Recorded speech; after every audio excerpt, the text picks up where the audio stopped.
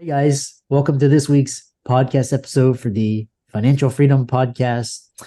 And I'm really excited about today's guest, Clint Rusch. He's a leader, innovator, team builder, problem solving. He's had a military background. And so today's talk is going to be all about leadership, decision making, habits. I love talking to people from the military with that background because they're able to give a systematic dissection of success. So, Clint, welcome. Well, thank you. Thank you very much. Systematic dissection, man. I'm nervous right off the bat. I like where we're going though. I'm a surgeon so that's how I. No, it's good stuff. Tell people, your background, how you got started, and we'll get into it. Yeah, absolutely. So I grew up in Minnesota. I went to college at the University of Wisconsin. I dropped out of school and joined the Army the day after September 11th.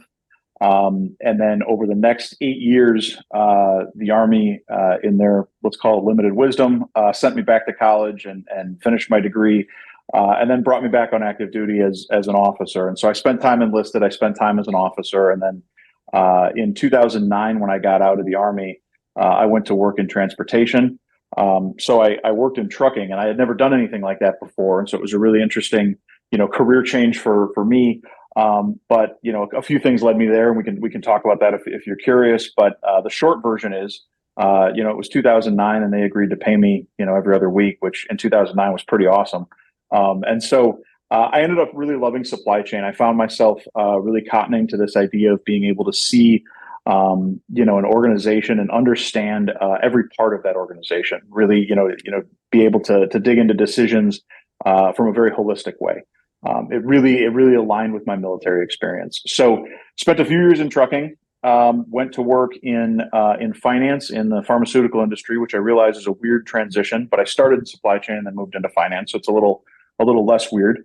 And then moved into consulting. I spent some time working in management consulting, then moved into healthcare and led a healthcare organization, and then was recruited away from there to come here to Kansas City, where I live now, and I led a global logistics firm for the last 3 years, which very recently just stepped down from leading that organization and have been, taking the summer for myself and kind of revitalized myself. And I'm enjoying this idea of like sleeping in and taking days off and things that I just didn't know existed for the last 3 years.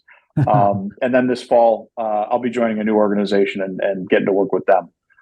So really excited about that. But that's me in a nutshell. It's kind of a circuitous path, but that's it. Yeah, fascinating because this idea, which would talk about leadership and decision making, these are skills that are applicable to your military, consulting, healthcare, all these different fields. Yeah. One question I have is these, especially decision making, because I was watching this YouTube about Navy SEAL training, and they talk about like this training where it's like they have to really make sure they're making great decisions under like extreme duress. Talk about these types of decisions. Yeah. So I think one of the things about decision making, and I'm fascinated by the idea of decision making, right? Like just the concept of how, people's minds work to select courses of action and say, look, we're considering these three options. Which of the three options is the best? Like the game theory that you just walk through without knowing you're doing it, I think it's just fascinating, right? I think it's an amazing thing that makes people, like it makes humans what we are. And I think it to your point, it's something that really transcends industry and geography and sector and size and team, like everything. It is truly a universal concept. So like where I come from, with decision making, I think a lot of it is rooted in two experiences I had when I was in the military. The first was when I was I was a cadet, right? So I had gotten sent back to college, and so all the guys who had been enlisted first, right, when we started in ROTC, which is what I came back for, all the guys who had been enlisted first, like we knew how to march, right, because we had been in basic training. And so the first week, they put us in charge, right? So like the instructors would say, okay, these guys who have, and I'm not joking, like the ability to march was a part of why we were put in that role, because like then you could stand in formation and like you actually know what to do. And when they give commands, you go like, hey, here's what we do, right? And the guys who don't know, they kind of just, monkey see, monkey do. But we're doing this. This is early on. We're doing this tactical exercise, and so I'm in charge of a squad of about 8 guys, and we're out in the woods, and we're practicing this very basic battle drill, right, which is a squad attack, and I remember in the moment, I gave here's the plan, here's what we're going to do, and it's all written down. Like, this is stuff, I'm not innovating here, right? I'm just regurgitating. Something went wrong. Like something didn't happen the way I expected it to happen, right? And all of a sudden I didn't know what to do. And I just froze up, right? Like I completely froze up. And everyone's looking at me. And for the first time, and look, I had led stuff, I was captain of a swim team in high school, and I had been a leader like my whole life. But like, this was suddenly this gravity and this weight that was hitting me. And I froze. And afterward, I was talking to one of my instructors, and he said, well, how many choices were you deciding between? And I said, well, I mean, there's an infinite number of choices that you can consider, right? I mean, there are. And he said, okay, don't give me that. Like, that's garbage. It's garbage. I know it's garbage. How many were you choosing between? And I said 3. And he said, okay, so if you threw a dart against the wall, right? Like, if you just put those up against the wall and threw a dart, what's the odds you get it right? And I said 1 out of 3. And he said, and if you don't make a decision at all, what's the odds you get it right? And I said, 0 out of 3. He slams his hat on his desk and he says, then throw the damn dart. Like, just make a decision, right? Like, make a decision. And it was something that, like, that hit me, which is this idea that, like, yes, it's important to make the right decision, but choosing not to make a decision is making the decision. The exercise has an end game. You go through this process of decision making, and I think a lot of people believe that, like, well, maybe we'll just think a little bit more about it tomorrow. And you can't do that. You have to actually make a choice. So that was the first experience. The second experience that really, informed it for me was my time in Iraq. And so I was in Iraq from 2007 to 2009. And one of the things that we did while I was there was we built this large barrier wall across the southern end of Sadr City. And if you've seen the movie American Sniper, at the end of it, they dramatize it very poorly. I will say very, very poorly. But they dramatize that operation. There's no doctrine on that. No one in the history of warfare had ever built a barrier wall out of concrete barriers in urban combat while you're being engaged from both sides in an air. There's no book you can open. And so there was very much hey, listen, guys, we just got to figure this out as we go. And we got to be really comfortable with the idea that the decisions we make are wrong. We're going to get it wrong. And that's okay. But what's not okay is not to recognize that we're wrong. So it became this incredible recycling process, right? Of, like, we try something and then immediately you're looking for feedback to say, did we get it right? Do we need to tweak it 10%? Do we need to tweak it 5%? And I think that, coupled with this experience that I had that said you have to make a decision, those two things, and then you add to that the third factor of there's some pretty weighty consequence to this decision, right? Like, people are living and dying based on our choices. And those three, that kind of triangle of decision making, it became an incredible heuristic to drive to, like, really good decisions really quickly. But it also kind of drove this idea of, how do I internalize this idea that I have to get it right? Right? Like, it's weighty and it's challenging, and let's just figure it out. Like, it's okay to be wrong, but it's not okay to be really wrong. And that's a really weird dichotomy. And I loved it. Really fascinating, because, one thing I wanted to get into is this element of decisions, because, the rapidity of how fast you make the decision, and also the consequence of the decision. Like, some decisions have huge consequences. So do you make those, like, snap? Yeah. Or tell more? Yeah. So I have a kind of a decision-making flow chart that I use. I didn't create it. I stole it from a friend of mine who I'm 100% positive stole it from somebody else. And like, the line of theft on this thing has to be, a mile long. But it's a really simple decision-making rubric, right? And so the first question that I ask is one of these options, if I'm trying to decide between two things, is one of these options clearly better in the long term? And if the answer is yes, then you just pick that one. Just pick that one. Like, don't be in the business of rooting for the sun not to come up, right? Like, that's a terrible way to live. If one is better in the long term, choose that. That takes out a bunch of decisions, right? Then the next one is one of them better in the short term? Now we've established that this group does not have a better long-term choice. They're even, right? Next question, is one of them better in the short term? If it is, just choose that. Okay. Clearly better long-term, clearly better short-term. Probably 2/3 of our decisions are now off the table, right? Just by thinking about that one little thread, right? Second, or the third question is, can I make this decision over again? Right? Is it a one-way door? So you mentioned, your background as a surgeon, right? There are not a lot of decisions that I imagine you get to make where it's, I can just undo that. There's an undo button. For me, when we were in combat, there's an element of, we can make that decision over again. Not in this exact moment, right? But like we're gonna lay another 100 of these barriers. If this barrier going in place doesn't go perfectly, guys, we can hot wash it real quick and just do it again on the next one, right? Tweak it a little bit.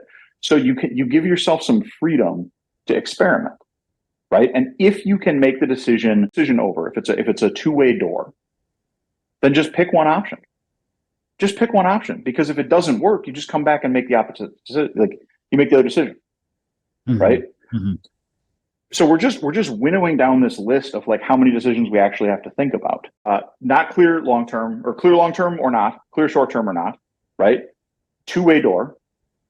Next question is, will the decision get better with more information? And I think that's an interesting question that people don't dig into enough. If you and I today are debating investing in one stock versus another stock, right? Let's just pick two stocks, and we're going to say we're going to choose between one of these two, and we're going to put our entire net worth in one of these two stocks. All right. First of all, terrible decision, but let's just live in a world where we're going to do that. Can that decision get better if we go gather more information, or is to some extent, is it just a matter of chance? In the case of stocks, yeah, we can probably gather some information, right? We can learn more about that company. We can learn more about their industries. Okay, let's say we go to a casino and we decide to bet red versus black on a roulette wheel. Can gathering more information make that decision better? Absolutely not. Totally random chance, right? So if it can't get better with more information, don't spend your time thinking about it. Make a decision and just execute against it. Interesting. Right? So then the last question is, if it can get better with more information, now the question is the value of going and getting that information greater than the value of executing right now and having to delay the decision, right? Versus having to delay the decision. Again, to use our stock analogy, right? What if the thing that was required for us to get more information was for us both to drop everything in our lives, right? We're both going to go get MBAs tomorrow. Okay, that's going to take a couple of years. Then we're going to go work for these companies for 3 years, right? And then we'll know, right? Now 5 years later, we'll know. Well, we gave away 5 years worth of earnings, maybe not the greatest option, right? Now that's a hyperbolic example, but there are a lot of situations where if we spend a ton of time trying to gather the information, it doesn't make the decision markedly better. And in that situation, just pick one, right? Now, if you get all the way through that entire rubric and get to the place where there isn't a clear long-term preference, there isn't a clear short-term preference, it's a one-way decision. You do need more information. The information can be gathered in an efficient way. That's the decision you should spend your time on. If you think about your day, how many of those really exist? I mean, very little. I mean, there aren't that many. And so what the goal of this whole idea is, and like a lot of this is, that process is something that has come to me in recent years, but I think intuitively I've always thought that way, which is to say, I'm not going to spend my time on the silly stuff. I'm going to steal that time and put it against the intelligent stuff, right? The really tough questions. Yeah. And if you think about the way the military operates, it's really rooted in that. So sorry, I stepped on you there. Yeah. That's really interesting because it's basically your decision framework is eliminating procrastination, eliminating majority of things. I think we spend over 90% of things worrying about things that aren't going to happen, or in the past, things we have no control over. And so what you're doing is, narrowing the field down, focusing your attention on the most important. Fascinating. And to be clear, like I don't think that thinking about what could happen is a bad thing, right? Like one of the things the military does really effectively is this idea of like most likely course of action, most dangerous course of action. So as you're thinking about something, what's the most likely thing to occur and what's the greatest challenge to you, right? And so you do some navel gazing, right? But some thinking about like these two this is probably going to happen. And if everything goes wrong, this is going to happen. And if you think about that, by figuring out the most dangerous course of action, right, the worst possible thing, okay, if I'm prepped for that, then the 100 things that are less dangerous than that, I don't have to worry about. Because if I'm prepped for the worst, then all these little things, who cares? They're not as bad as that, and I'm prepared for that. Yeah. Right. Yeah. So I think that like it becomes like forcing it to that binary way really is effective at creating more time. I love that. And the way you describe it is also how a lot of the best athletes, the best teams, how they prepare, their preparation is, relentless, and how they're thinking about things is what you described. What are some of the great, leaders that of course you have that leadership, and who are some of the leaders you emulate? What are their biographies or podcasts, that people can tune into, and also talk a little bit about failure as well. So in terms of the people that I try to emulate, it's interesting. I think that when it comes to lead, like I've been really blessed to have worked for some great people. I've been really blessed to have worked for some not great people. I think there's a blessing in both, right? It's one thing to say, I'm going to learn from success and emulate success, but I think you can actually learn just as much, if not more, from somebody who fails or somebody who falls short. Because while success might be very narrowly defined circumstantially, I think failure can be very universal. If somebody is really good at picking a particular industry, or at picking, in this situation, they manage the world perfectly. Okay, that's great, but Heraclitus said, like, you're not going to step in the same river twice, right? You're not going to be in that situation. And so I think there's an element of that being wrong is a bit more universal than being right. And so I really feel like I'm blessed to have gotten to see both. The other thing that I really try hard to do is wherever I am, whatever I'm doing, whatever I'm focusing on, I want to take lessons from things outside of that. So when I was in the military, I didn't read a lot of military leadership books. I didn't read a lot about how guys had led under fire in previous conflicts. And in large part, it was because, one, that stuff is built into doctrine, right? We've learned that and we've put it into doctrine. So I'm getting it already. But two, I think there's risk in not diversifying your thought process, right? There's a risk in not looking at those other areas. And it is that you can become very insular in your thinking. So, in terms of like the people that I really emulate and try to, I don't want to say idolize, but like the role models, right? I think, the book Hard Thing About Hard Things, Brad Horowitz's book, I think is the single best business book ever written.